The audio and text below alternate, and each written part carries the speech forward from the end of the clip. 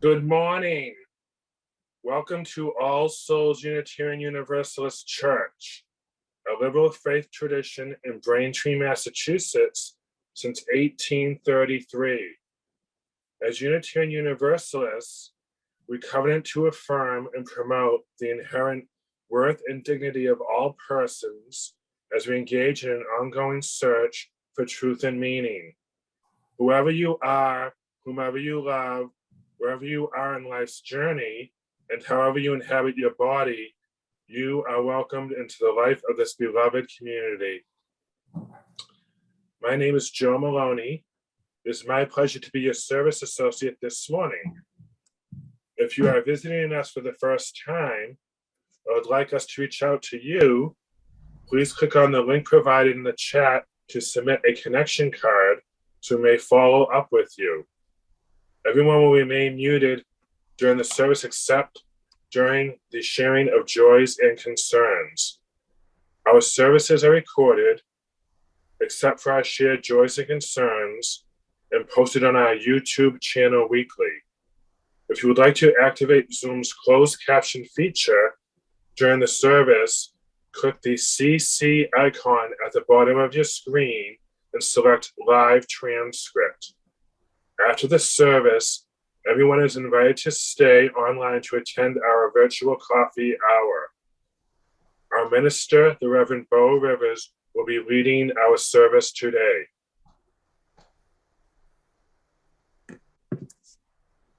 Our chalice words this morning are by Francis Cozier, titled Bring Us Home to Love. We light our chalice as a people dedicated to personal growth. May it burn away the oppressions we have been taught and glow instead with the humility of learning. May it reignite our dreams for a better world and kindle our joy for simple living. May its warmth extend out into the forgotten alleyways of exclusion and bring us home to love, to welcoming, and to all the challenges, the questions, and the blessings on this beautiful path to becoming a beloved community.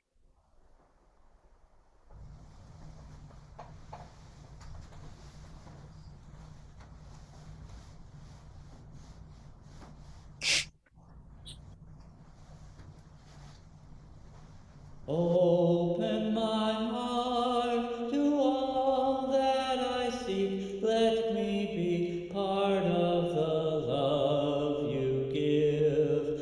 Open my heart to all that I seek. Let me be part of the love you give. Open my heart to open my heart. Let me be part of the Lord. Open my heart to open my heart. Let me be part of the Lord.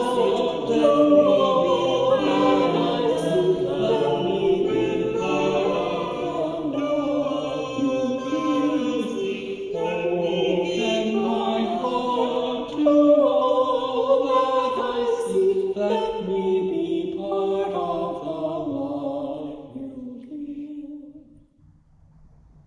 Now for our earth candle lighting. We light this green candle to affirm our commitment to caring for the planet that is our home.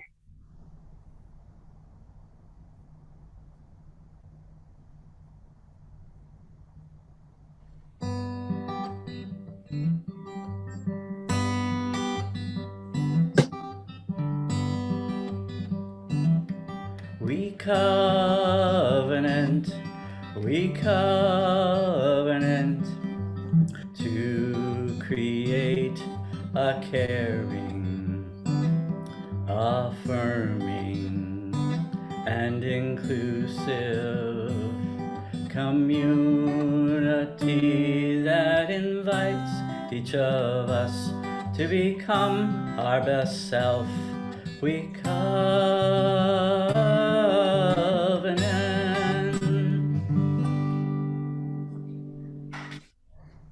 Good morning, everyone.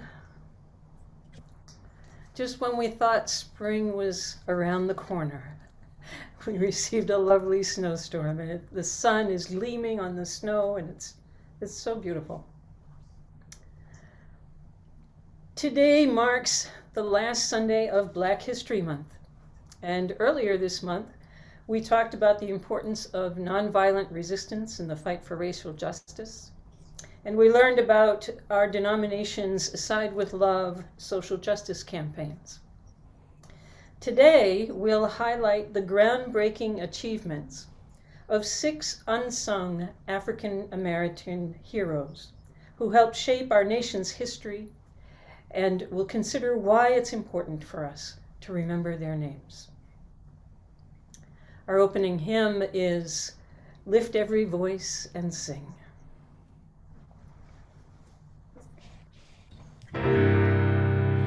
Lift every voice and sing till earth and heaven ring with the harmonies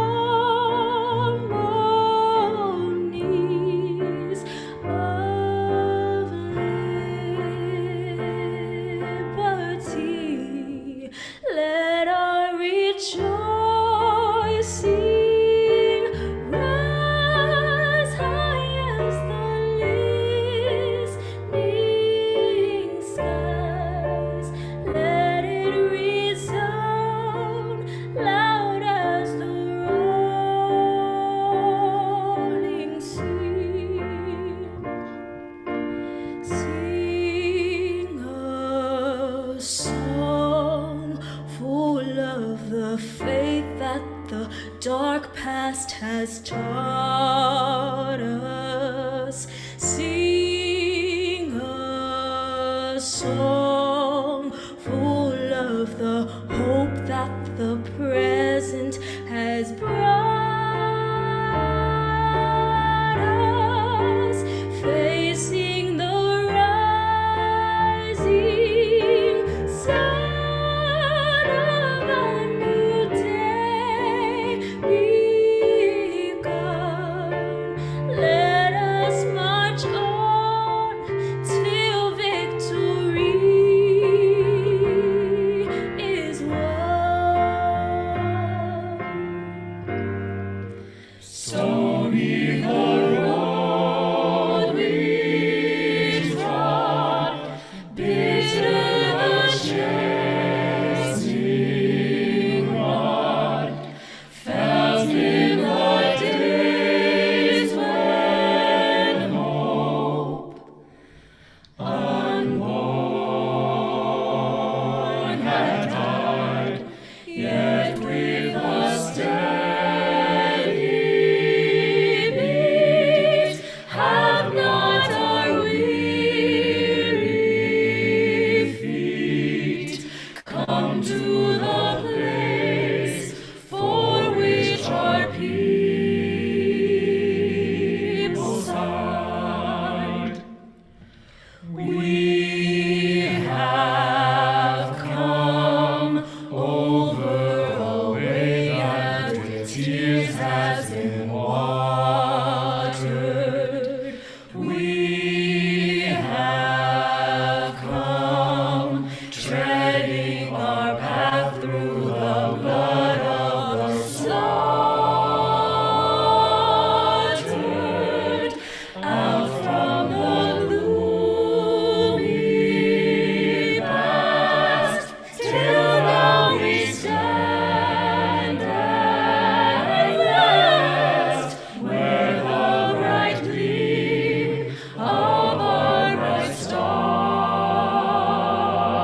is cast.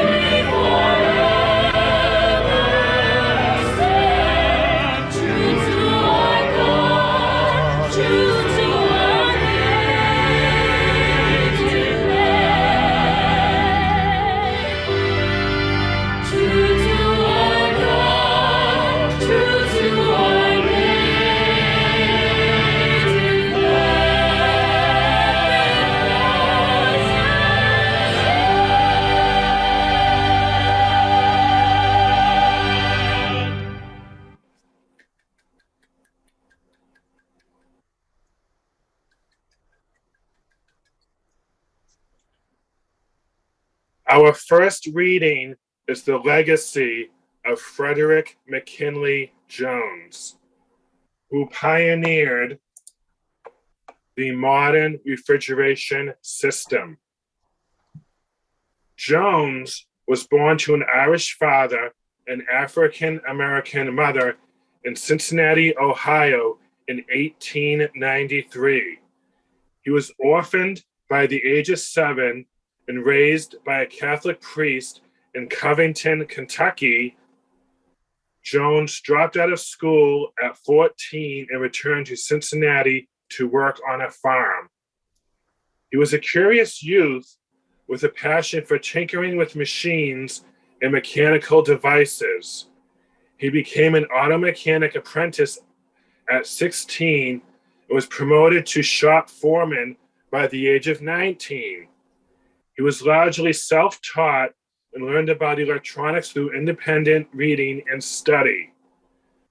Jones was a sergeant in the U.S. Army during World War I and served in France as an electrician. Upon discharge, he moved to Minnesota, where he drove local doctors around in winter to make house calls. When the snow was too deep, he attached skis to the undercarriage of an old airplane body and attached an airplane propeller to a motor and whisked doctors around on his snow machine. When local doctors complained about delays in treatment of people with broken bones, Jones invented a portable X-ray machine that could be taken to people's homes. He also invented an early radio service for local doctors. Some of his other inventions included a device to add sound to motion pictures and a movie ticket dispenser, which were later sold to RCA. In July of 1940, Jones patented a refrigeration system for trucks that enabled the long-distance transport of perishable foods and medicines. His patents were later applied to boats, plane, and boxcars to revolutionize the global food industry, making seasonal fresh fruits and vegetables available year-round. In 2009, Heavy Duty Truck magazine dubbed Jones the King of Cool, and his business Thermo King remains a global leader in transport refrigeration today. Before he passed away in 1961, Jones had over 60 patents in various fields. He was the first African-American elected to the American Society of Refrigeration Engineers and was inducted into the National Inventors Hall of Fame. In 1991, he was posthumously awarded the Nation Medal of Technology.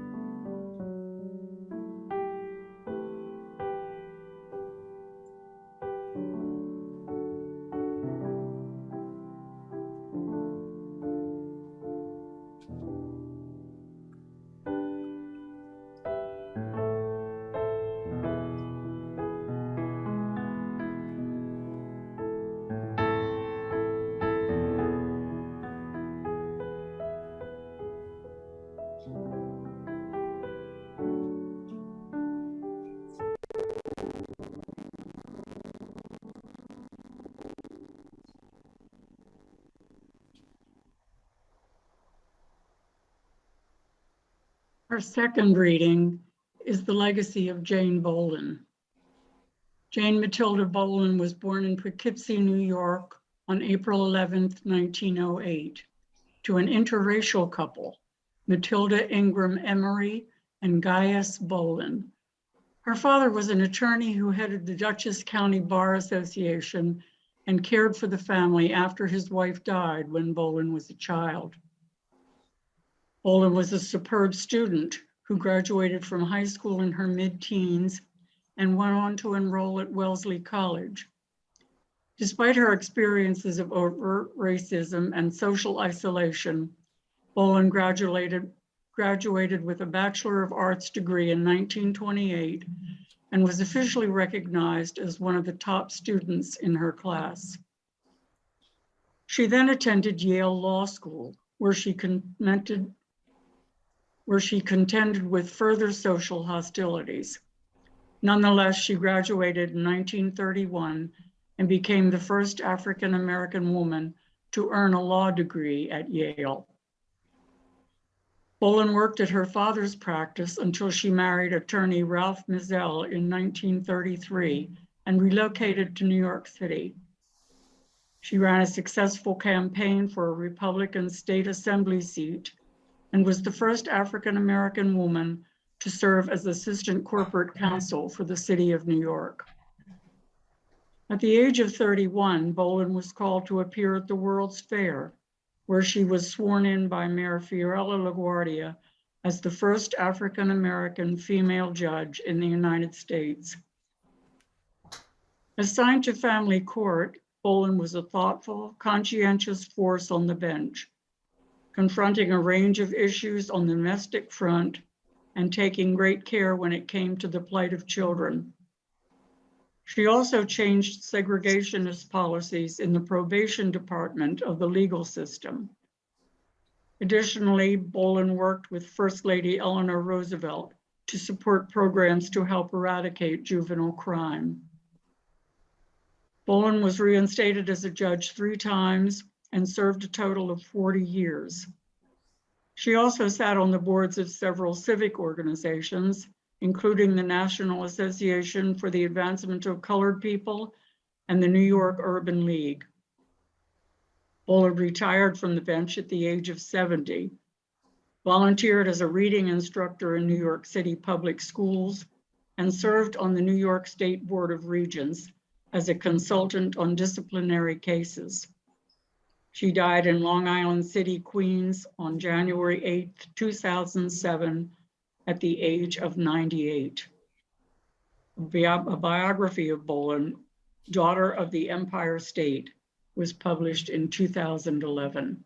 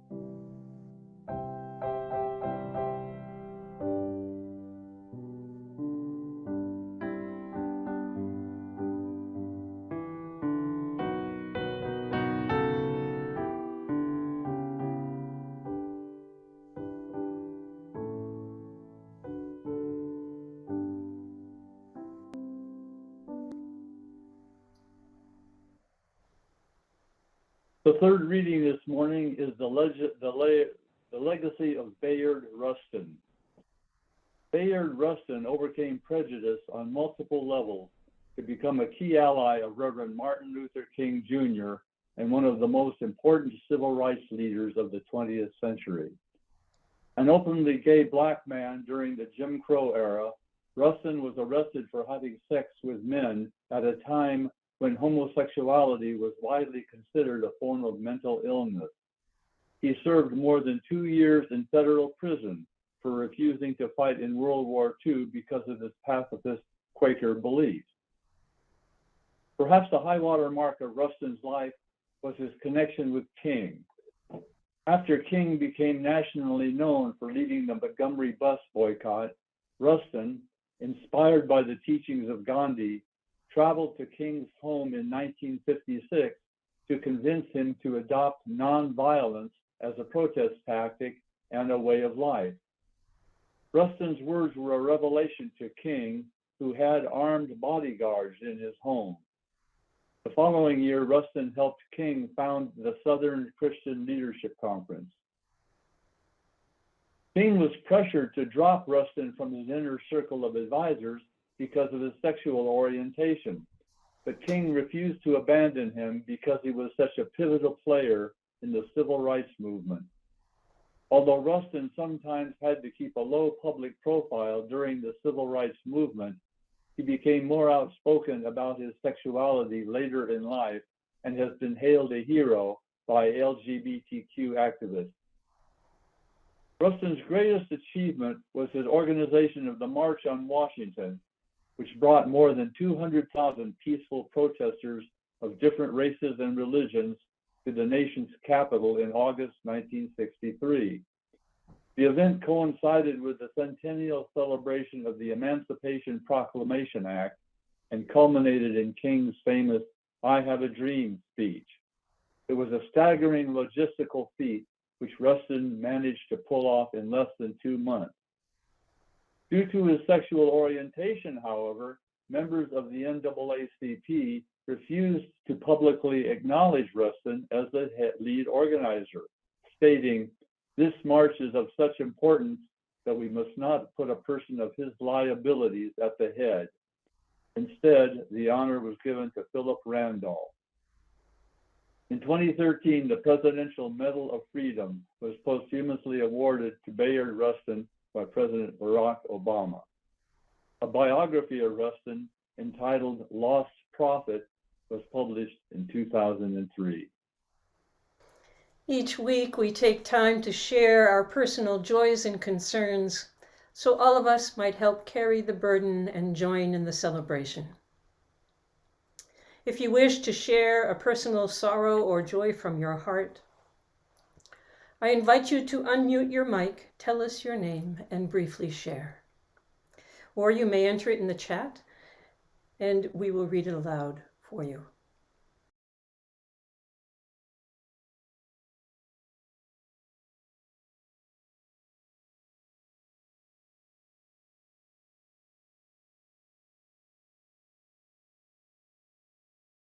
I add this last gem for all that remains unspoken in our hearts. Spirit of love, we lift up loved ones who are gravely ill and their caregivers. May they know the fullness of their worth and how deeply they have touched our lives. We also lift up young people who have encountered obstacles to their future, and we wish them creativity in finding another path to achieve their goal. Spirit of love, be present with all who live in fear from violence of war. Inspire courage among the peacemakers and compassion among political leaders. Move us always toward generous engagement and a vision of peace. And Spirit of life, we give thanks for the many blessings we have received in our lives, which may be eclipsed today by international concerns of war. May we be a blessing to those in need of our love and care. And for all that is unspoken and spoken, let us take a moment of silent meditation.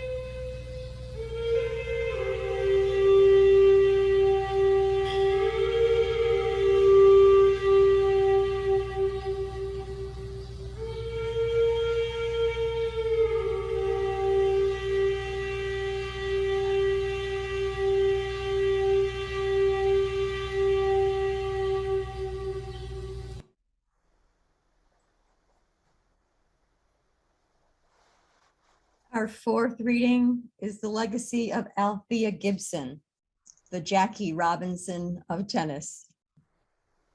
Long before Venus and Serena Williams, another tall, young Black woman shook up the staid world of tennis with her powerful serve and brilliant play.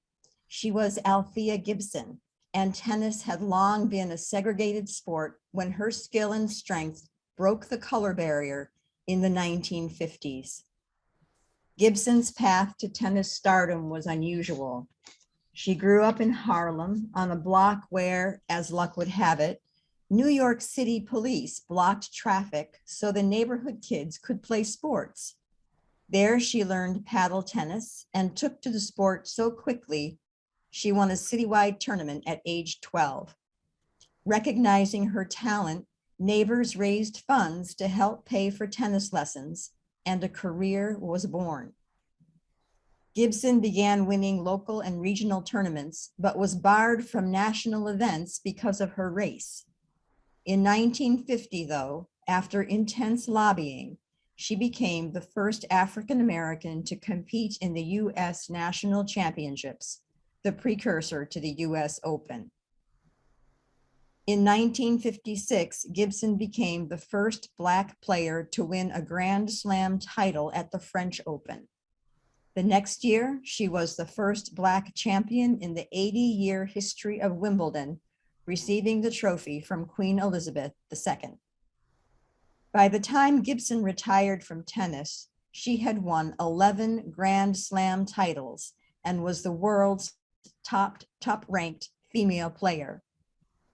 At age 37, she took up professional golf, becoming the first Black player on the LPGA Tour. Racism continued to follow her.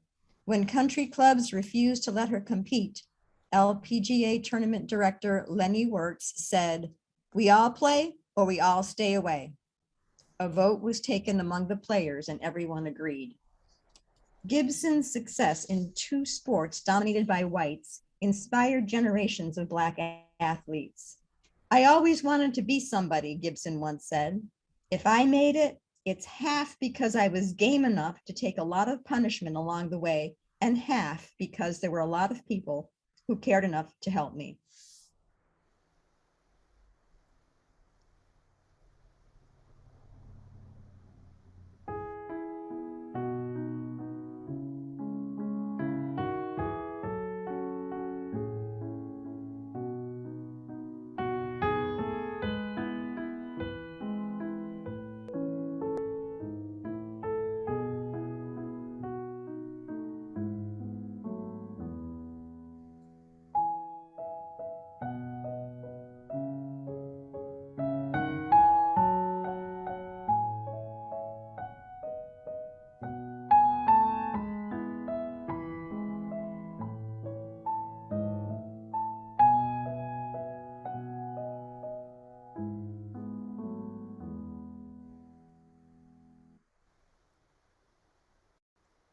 Garrett Morgan pioneered the first traffic light and gas mask. Garrett Augustus Morgan was born on March 4th, 1877 in Paris, Kentucky. His mother was of Indian and African descent and the daughter of a Baptist minister.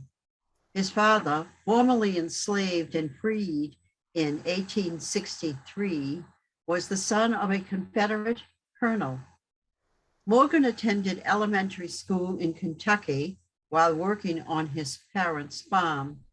He left home as a teenager and moved to Cincinnati, Ohio to look for work. Hired as a handyman by a wealthy landowner, Morgan soon developed an interest in learning how to fix and improve sewing machines in the nearby factories. When Morgan obtained a patent for a zigzag stitching device for manually operated sewing machines, he opened his own repair business in Cleveland.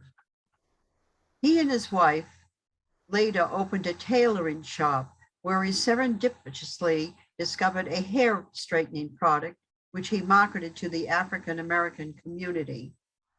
The company's incredible success provided Morgan with the financial security he needed to pursue other interests.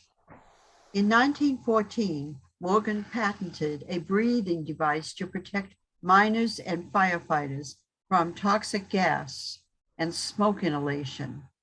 Although Morgan worked hard to market the device by personally demonstrating its reliability in fires, fires were resistant due to racial bias.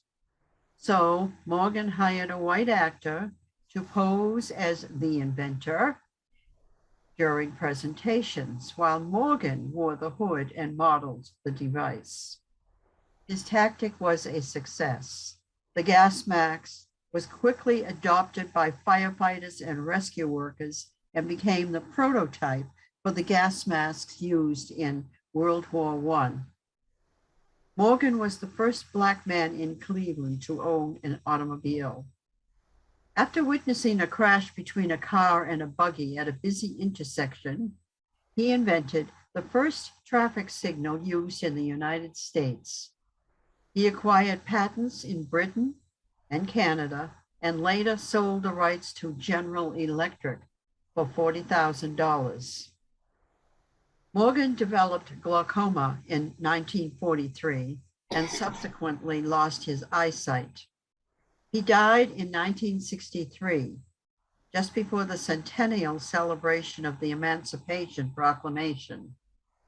Before his death, Morgan was honored by the US government for his invention of the traffic signal and awarded a gold medal by the International Association of Fire Chiefs for his invention of the gas mask. His inventions improved and saved countless lives worldwide.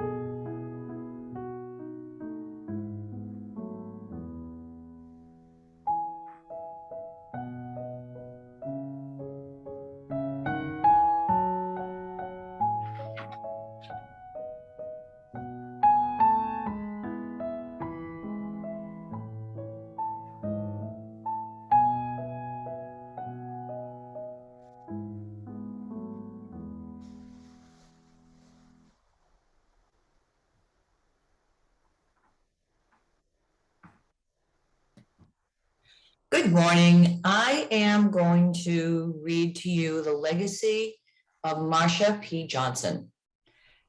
She was gay and transgender rights activist. So Martha P. Johnson was born in Elizabeth, New Jersey, at a time when her gender non-conforming identity was not affirmed.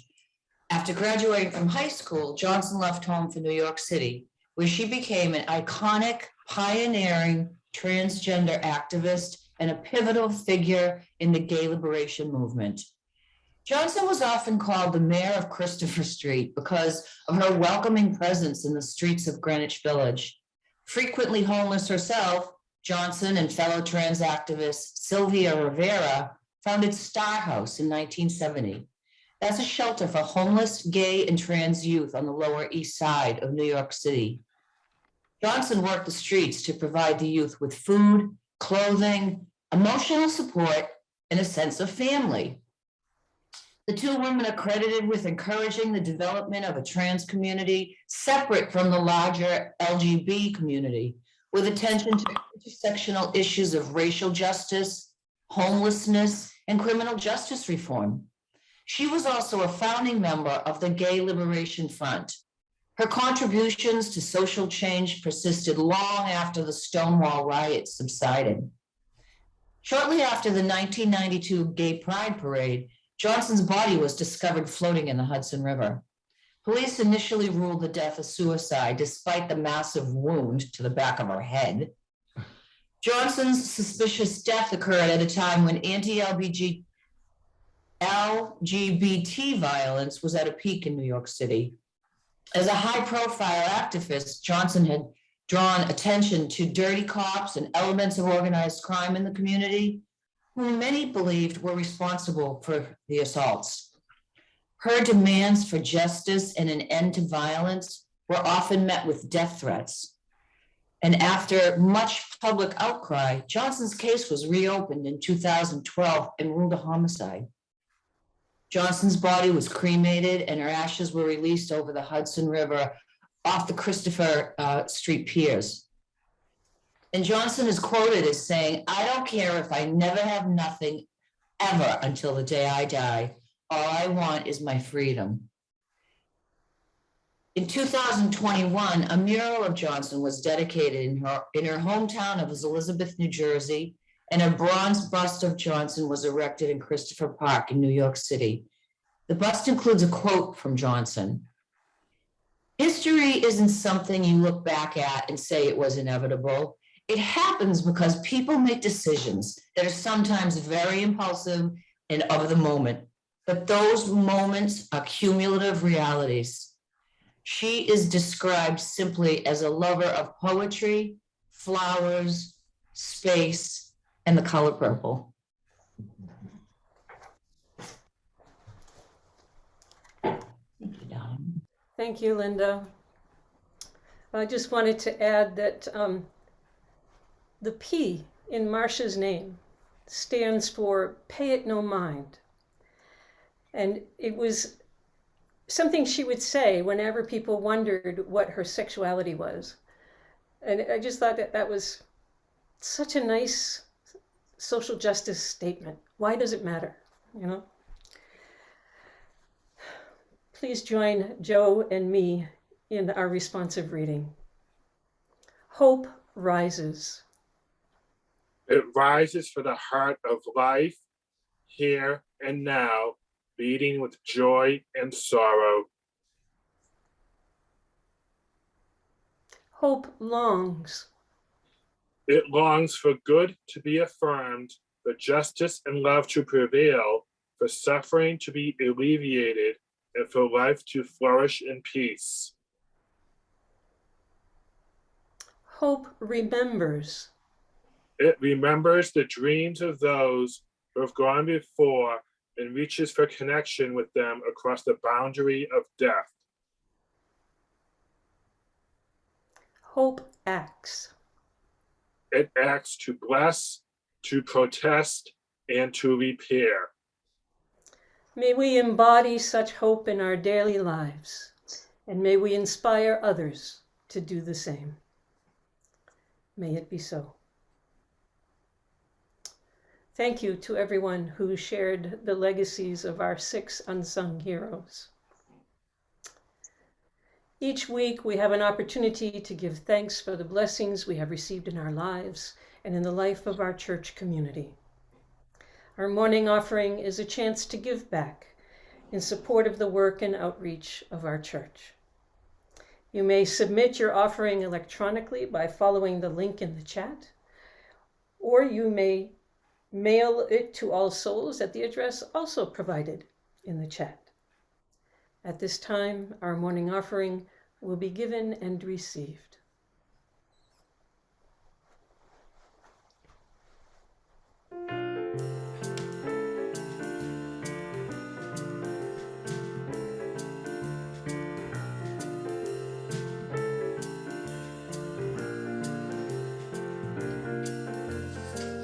I wish I knew how it would feel to be free. I wish I could break all these chains holding me. I wish I could say all the things I could say. Say them loud, say them clear for the whole world to hear. Say them loud, say them clear for the whole world to hear. I wish I could share all the love in my heart. Remove all the bars that still keep us apart. I wish you could know what it means to be me. Then you see and agree free. Then you'd see and agree, everyone should be free. I wish I could give all I'm longing to give. I wish I could live like I'm longing to live. I wish I could do all the things I can do. Though I'm way overdue, I'd be starting anew. Though I'm way overdue, I'd be starting anew. I wish I could be like a bird in the sky. How sweet it would be if I found I could fly. I'd soar to the sun and look down at the sea. Then I'd sing, 'cause I know how it feels to be free. Then I'd sing, 'cause I know how it feels to be free.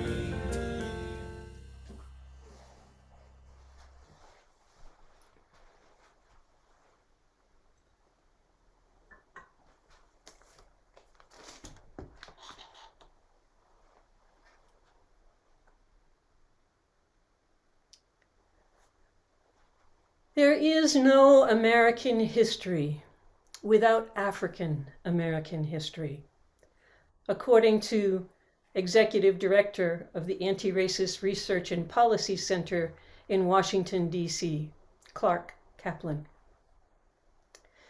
History, however, is written by people with power, money, education, and voice. People who often discount or take credit for the contributions of others to maintain their dominant status. 18th century, that's the 1700s, 18th century French scientist and author Bernard Le Bovier de Fontenelle once said, "History is only a fable which people consider as true."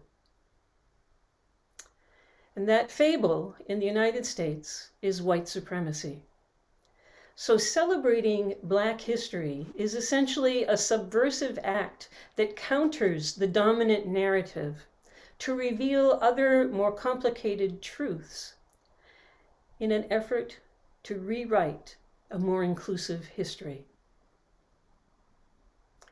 In 1926, Carter Woodson founded Negro History Week to encourage the coordinated teaching of Black history in public schools and establish Black history as a serious field of study in colleges and universities.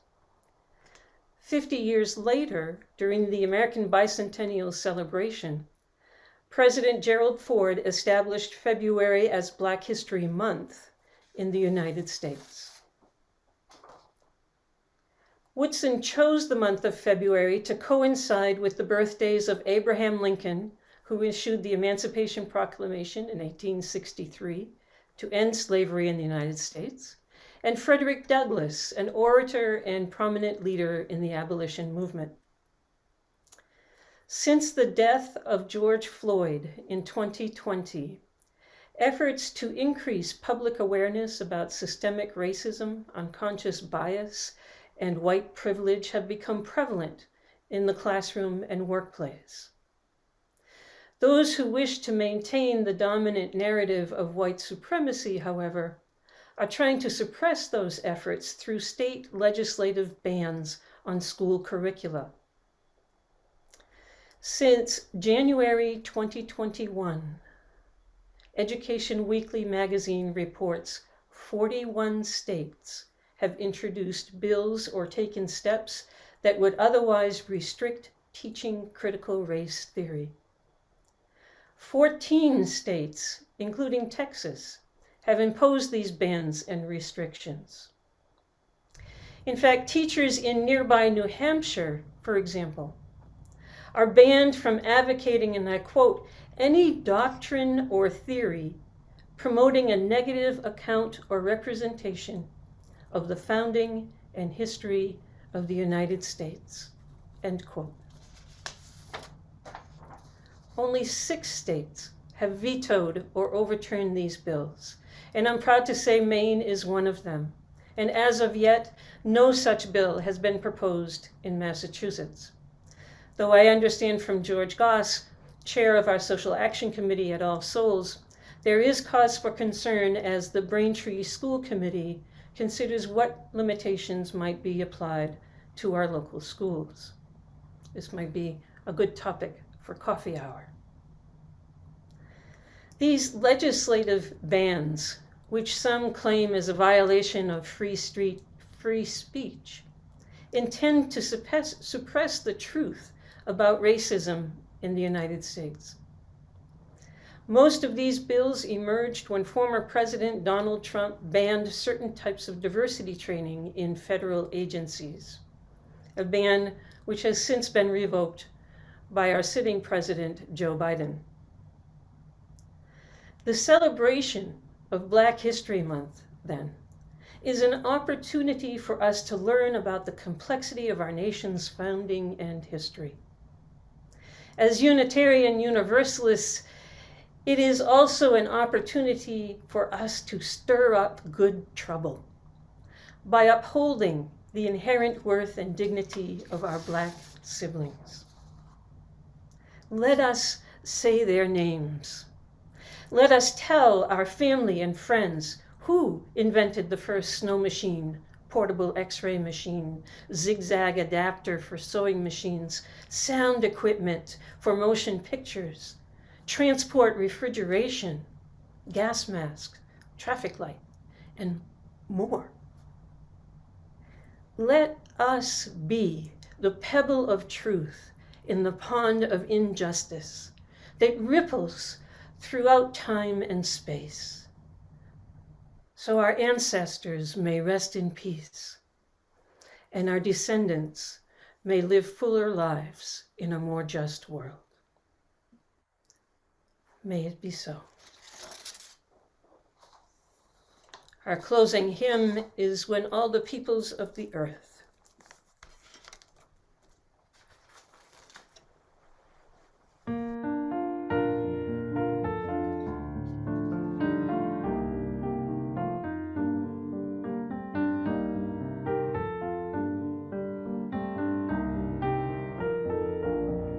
When all the peoples on this earth know deep inside their precious worth, when every single soul is free, we'll learn the name humanity. The choice to be the best we can begins the day we say I am. The unity for which we sigh will never come through hate or lie. The lights of Kwanzaa now proclaim that when we share our inner flame, nurture root and branch with pride, we'll harvest peaceful far and wide.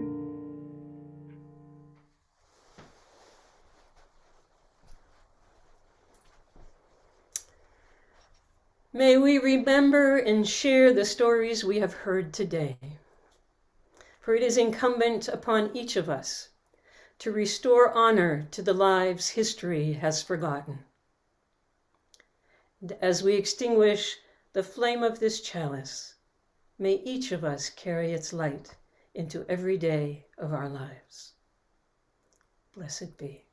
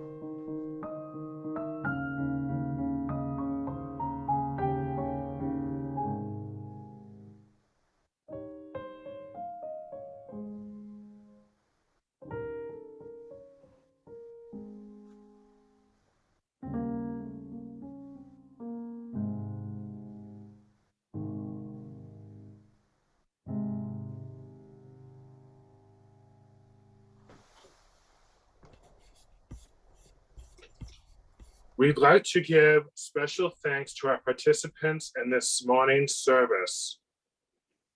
To our Zoom host, Kelly Kinsman, to our virtual usher, Mary Mitchell, to our music director, Jacob Clapper, to our readers, Jane Fogg, Ross Edwards, Mary Mitchell, Diane Doucette, Linda Cousins, and myself, and to our minister, Reverend Beau Rivers.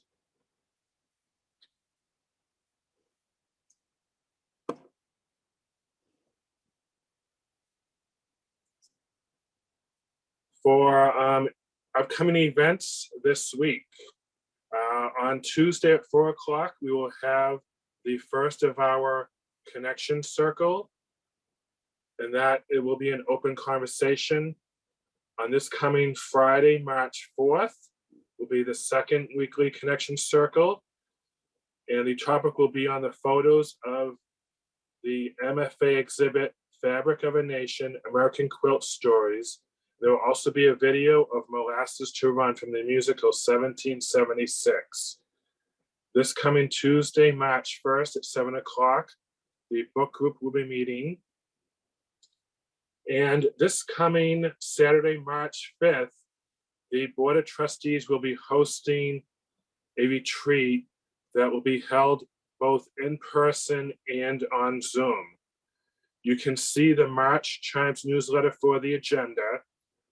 All activities will take place in the sanctuary, as we will be sharing the building on Saturday with a rental of Market Today, which will be occupying the parish hall.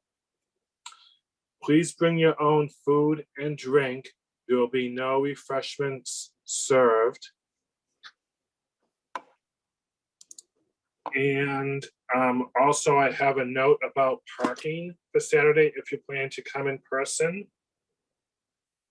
As we will be sharing the building with Market Today,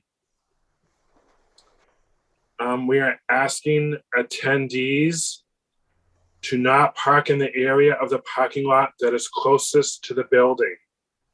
That is where people drive up to pick up their orders somewhere between 11 and 12. Our attendees are being asked to park adjacent to the grassy area at the far side of the lot or at the wing that's beyond the dumpster. Parking on the street will also be fine.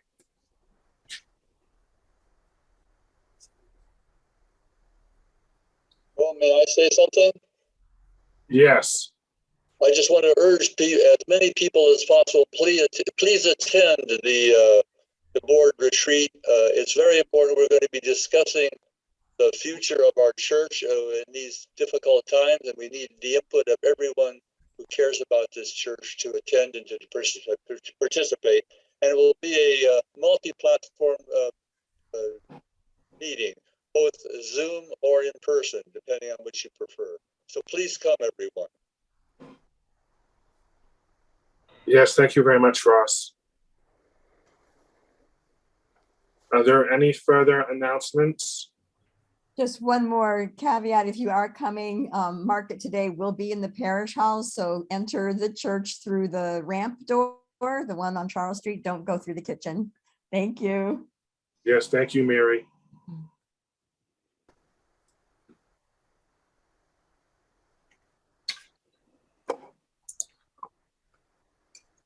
And now I invite you to stay on screen for our virtual coffee hour. Thank you for being with us this morning and have a great week.